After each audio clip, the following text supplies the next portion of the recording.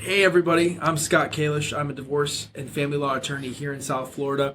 Today I have a real special treat for you all. I have a guest. It's the first time I've had a guest on the podcast. I have forensic accountant Jason Soman of Accounting and Valuation LLC located in Boca Raton. Today we're going to be talking about fraud and uncovering hidden assets. It's a question that I get a lot of times from clients, potential clients. They may not know their spouse's full financial picture, and they ask me, "Hey, how am I going to know? How are you going to know if my spouse is hiding assets?" And that's usually where my job as an attorney sort of stops, and where Jason's forensic accountant's job really starts, and he sort of takes over from there. So, Jason, it's great to have you on the podcast. Thank you for having me, Scott. I'm a huge fan of the podcast. It's really an honor to be here right now. Surreal. Awesome. No, and we actually met through the podcast. You started listening and reached out to me, and I said, "Yeah, absolutely, come on board. I really want to interview you." So I'm a forensic accountant in Boca Raton. People that are unfamiliar with what a forensic accountant is, first of all, the field of forensic accounting is very broad because the term forensic means suitable in a court of law.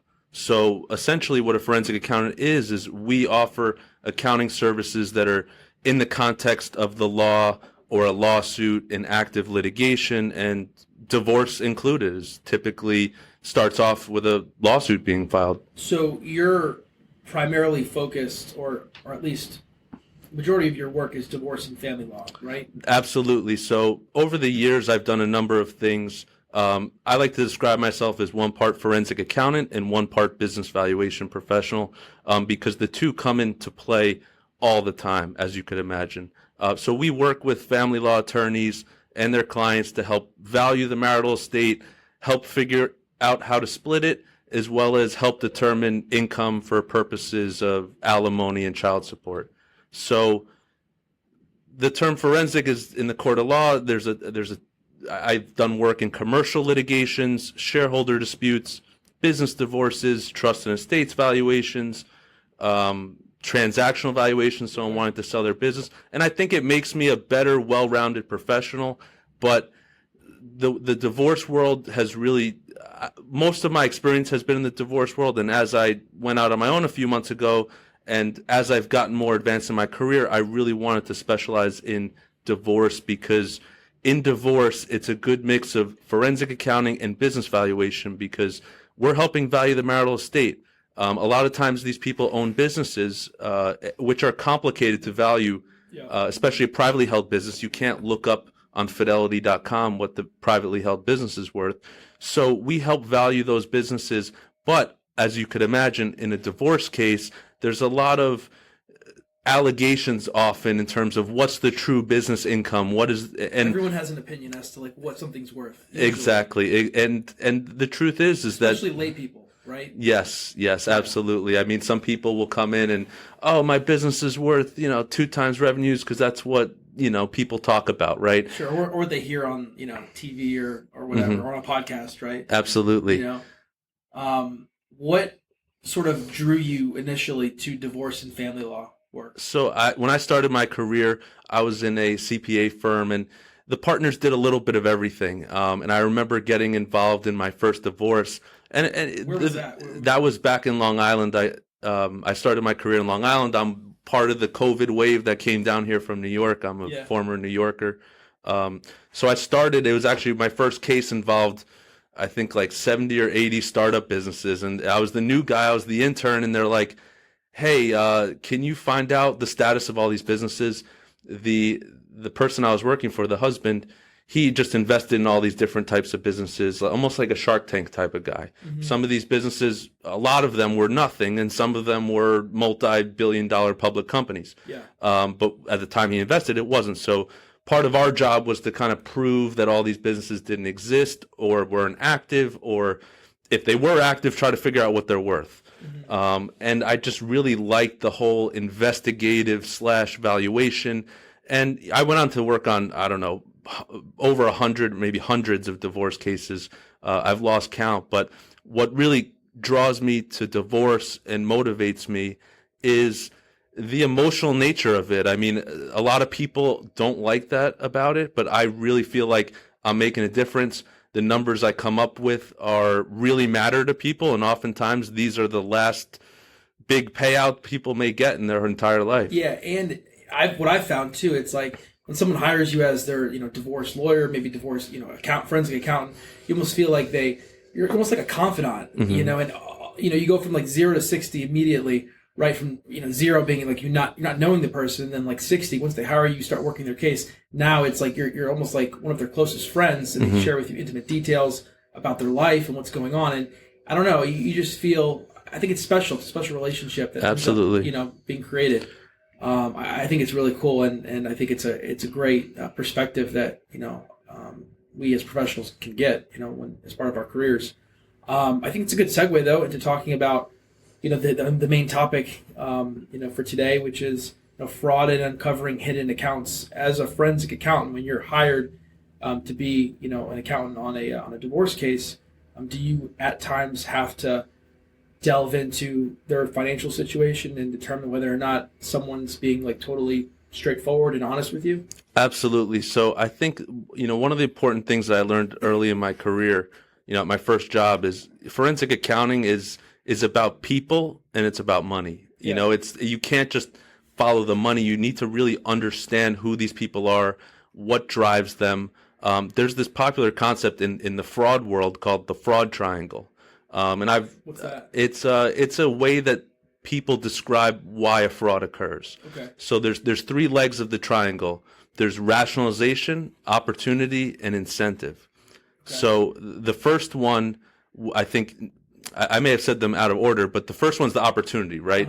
Someone sees an opportunity, and the way that this plays out in divorce is there's usually sometimes someone who controls the finances and someone who doesn't, right? Mm-hmm. So the person who controls the finances may have the opportunity to move things around or create another account. The other person doesn't know about. Create another account, create another business, especially business owners. And this is why we always get involved with business owners, because a business owner has the ability to pay themselves whatever they want. Scott Kalish could pay himself, $20,000 a year or however much he can. Yeah. So they could control that. They could control where the money from the business goes. So yeah, well, it's kind of like my wife. Like I don't look at my books at all. She does all the books.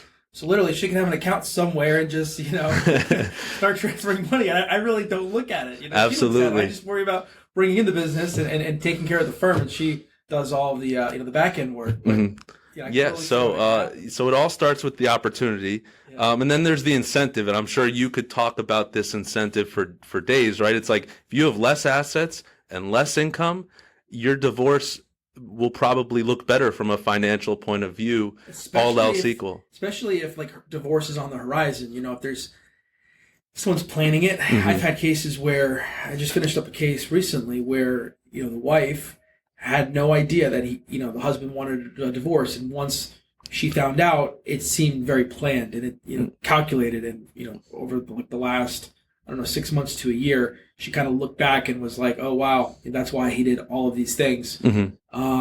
But in that could, I think, fall right into creating accounts and then deciding to funnel money, maybe trying to earn less for that particular year. I've had that, people not taking overtime. Mm-hmm.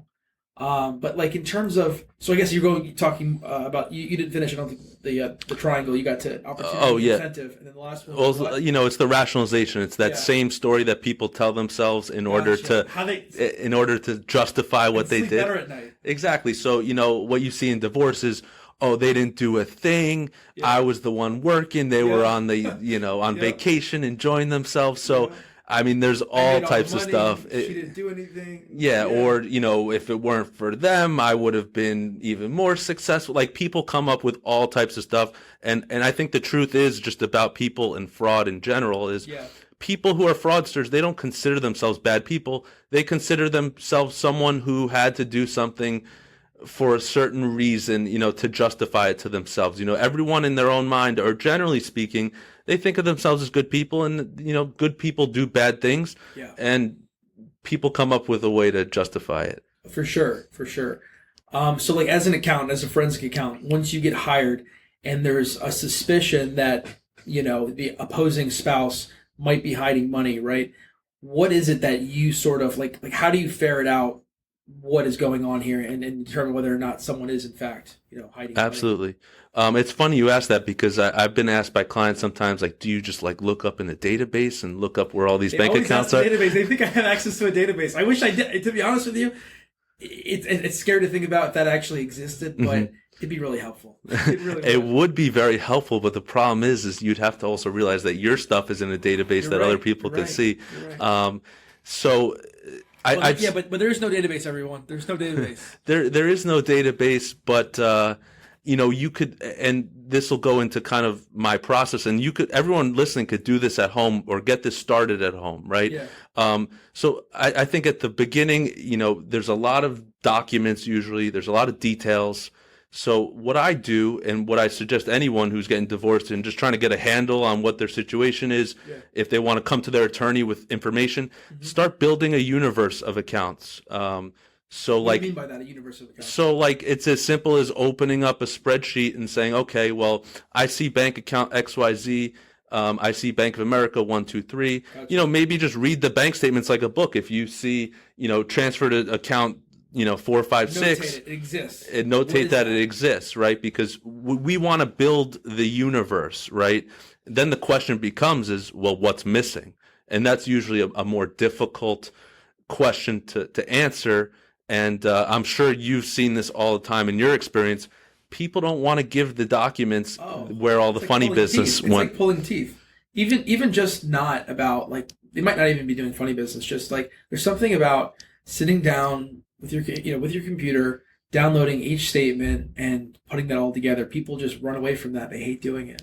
Yeah, it's tough, but I mean, when people are hiding something though, they may be very forthcoming with all of the information except with what's not there. And I'm sure everyone that's been involved in a divorce cases sometimes, I produced 10,000 pages of stuff to you. It's well, there should be 15,000 and you produced 10. So I understand you probably spent your time counting all these pages, but it doesn't matter because, my biggest fear as a forensic accountant is what if I miss something, right? So we're very disciplined about, cross-referencing. I mean, if I had a billing code for the number of hours I spend just checking this to that and making sure that everything kind of gels, it's a big process of just really being diligent, cross-checking things, also just asking a lot of questions. It really requires to be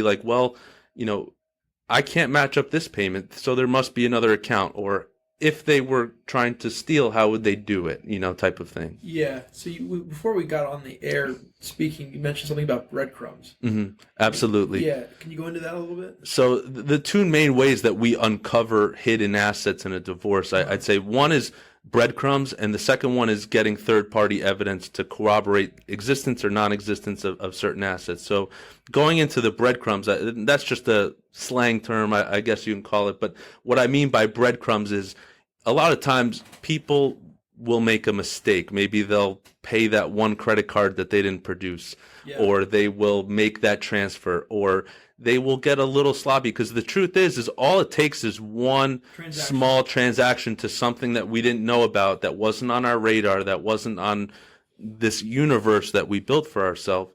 And that's all it takes. It may not even be a big amount of money. There's this story that's been in the news. It's about a year ago. A couple stole $4 or $5 billion of Bitcoin.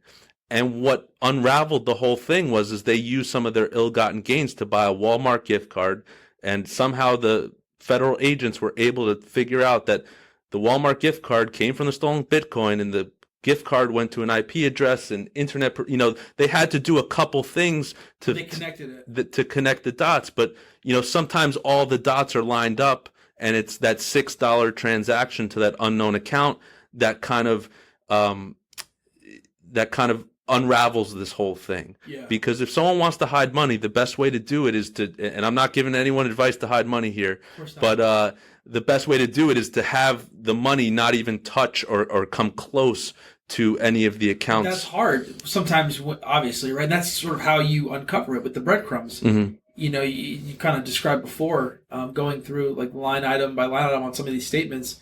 If you see like, I don't know, a transfer for like a nominal amount, maybe $100 going from one account to the other account. Like you said before, there could be 10,000 pages, but all you need is one page with one line item transaction into another account. And that could like open up the door to a whole nother universe, like you were talking about before. And then that account could have, a lot of funny business going on, but that also could connect to other things too. Absolutely. So, something that I like to do on cases is I'll compare the credit card statements that we receive with the bank statements that we have, Why right? do you do that? So if I see a payment to, let's call it American Express, and I don't have an American Express account that I could tie that to, then I know that I am missing a American Express account. So what happens if I get that American Express account? I may see payments coming in from a totally different universe or a totally different ecosystem. So that's a way that I've found, hidden liabilities and spending. That's another thing. And then if you look at it the other way, right? If I see payments to an American Express account that I have, and I can't account for it on the bank side, it means that there's another bank account potentially paying. Got you. So I like to tell people to, if you want to do it yourself at home and want to like start flushing out, that's something that you should do, especially if you're concerned that, there's other credit cards, maybe there's some dissipation, maybe someone's paying for their paramour with marital assets. Which is definitely part of divorce, for sure. Absolutely.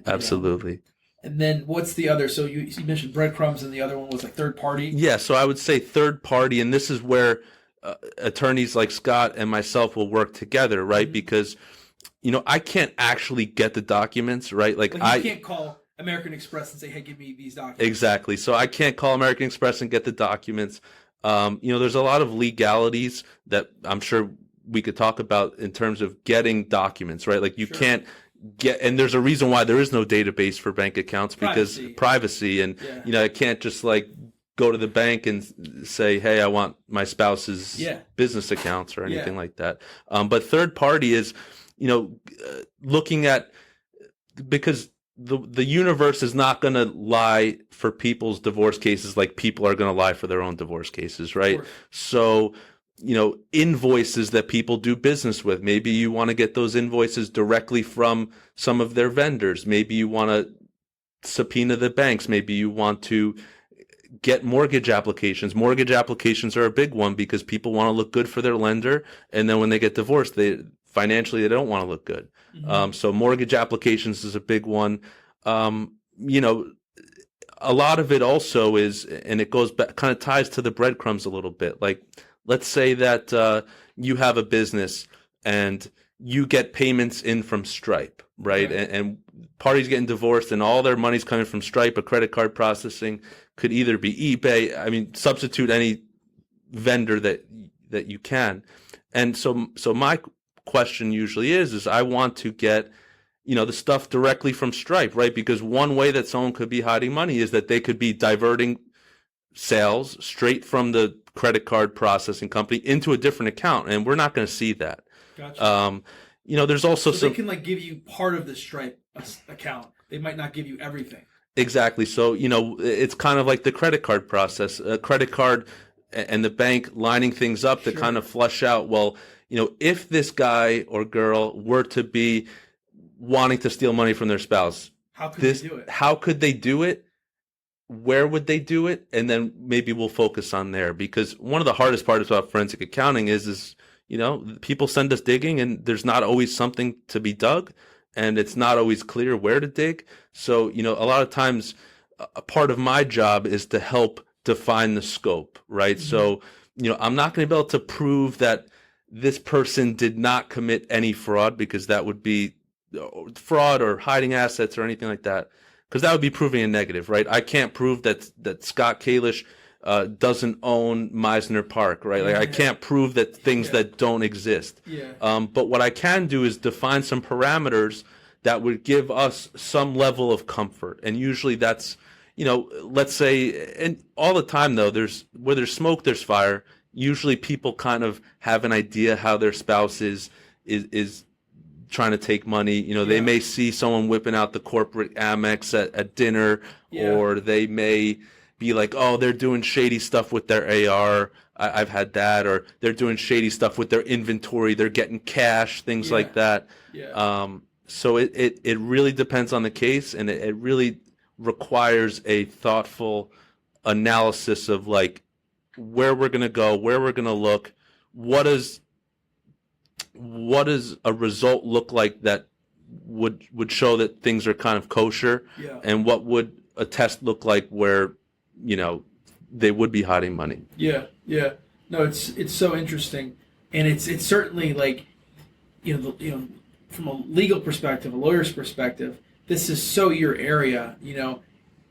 In general, but not every case we get accountants, right? Only some cases, and there's got to be, you know, a cost benefit analysis. Of course, you say? Of course, and you know, one of the things that I speak about a lot with clients is like, you know, you don't just like casually hire forensic. It's not like a impulse purchase. Like, and it's not every case that we hire forensic accountants. I think you know when you need a forensic accountant.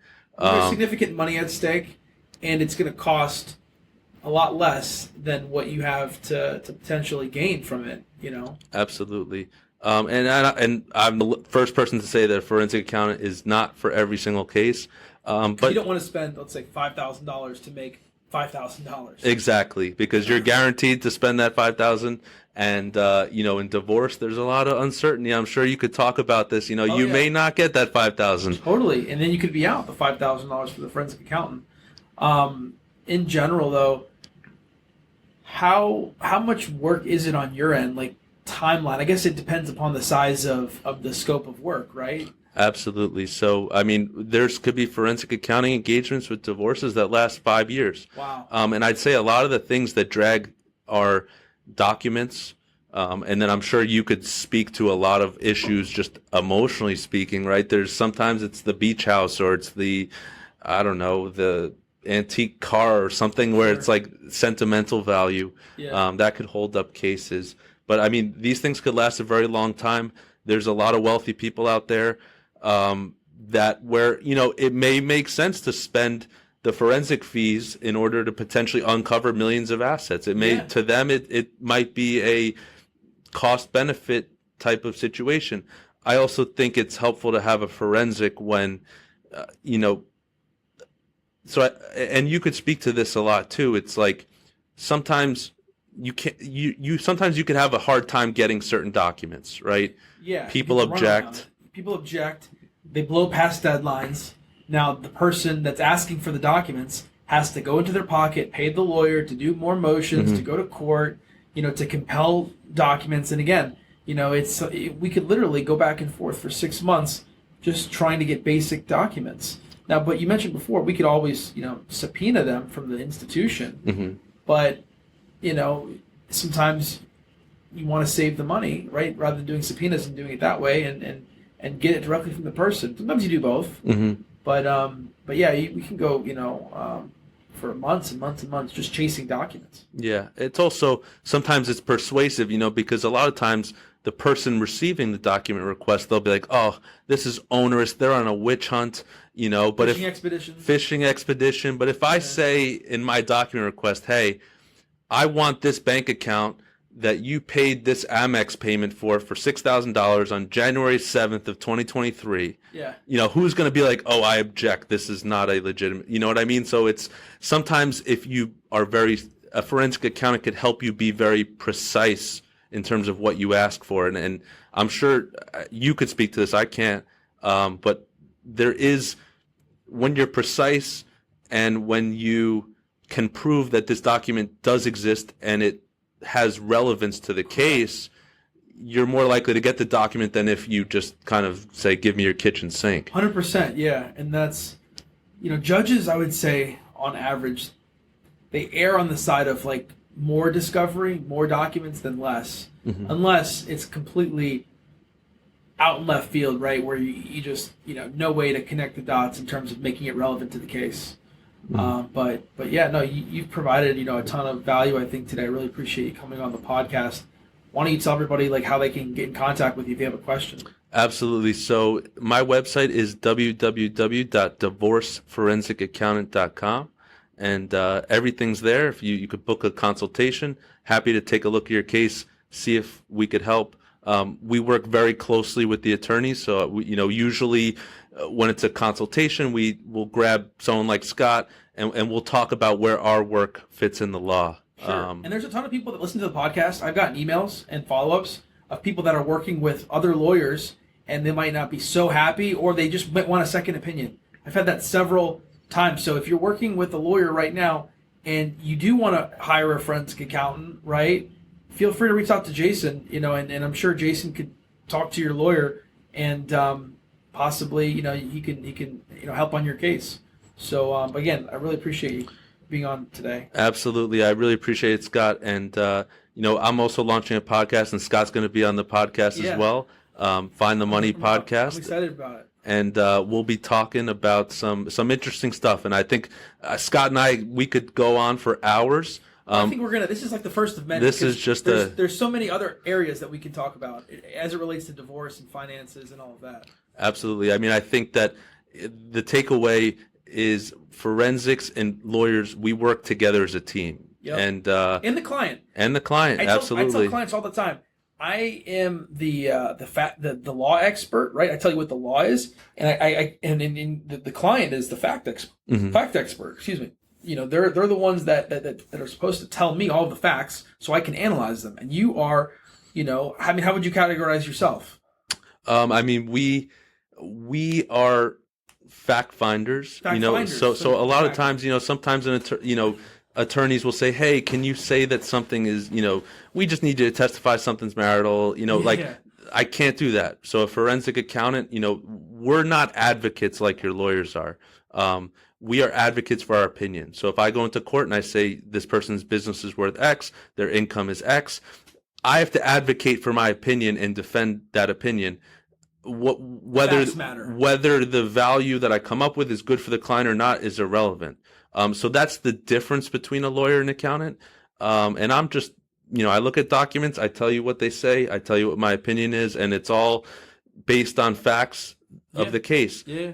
So for sure. A little bit different, but it's a very good combination to have if your case has complexity or anything valuation or financial related. Yeah.